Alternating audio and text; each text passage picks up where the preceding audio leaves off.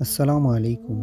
হে প্রিয় মুসলিম ভাই বোনেরা, আশা করি আল্লাহর রহমতে সবাই অনেক ভালো আছেন। আলহামদুলিল্লাহ, আজকে আমি খুবই সুন্দর এবং গুরুত্বপূর্ণ একটি টপিক নিয়ে আপনাদের মাঝে হাজির হয়েছি।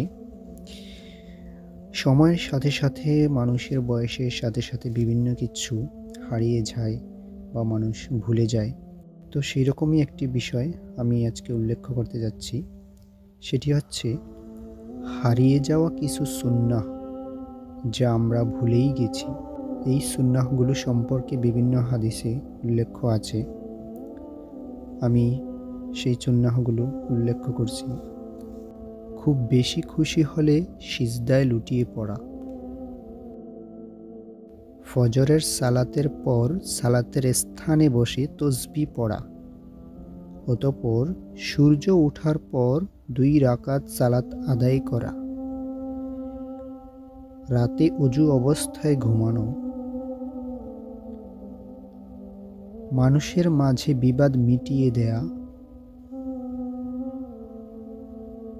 কোনো কিছু জানা না থাকলে স্বীকার করা যে আমি জানি না, কর্জে হাসানা বা সুদবিহীন ঋণ দেওয়া,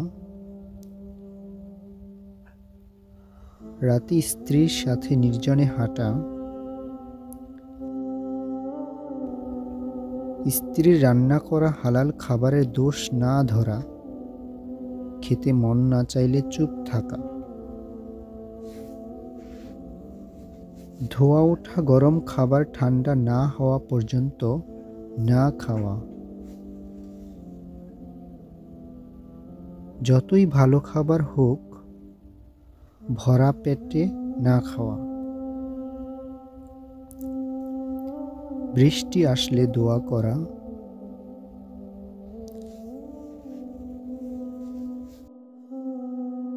মাঝে মাঝে বিপদে আকাশের দিকে মাথা তোলা, আকাশের দিকে তাকিয়ে নিজের কষ্টগুলো আল্লাহকে বলা,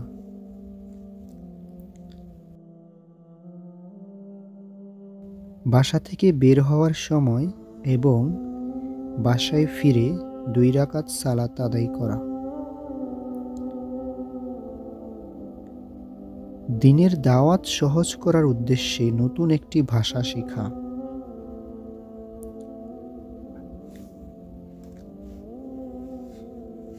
বাড়িতে ওযু করে রুমাল দিয়ে হাত পা মুছে মসজিদের জামায়াতে যাওয়া,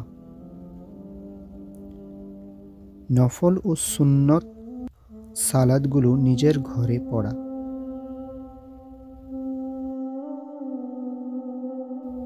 দাঁড়িয়ে দাঁড়িয়ে জুতা না পরা,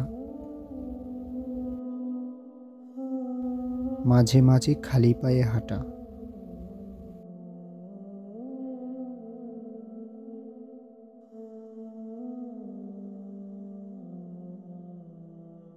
ভিডিও বা টপিকটি ভালো লাগলে অন্যদের সাথে শেয়ার করুন এবং অন্যদের জানতে সাহায্য করুন।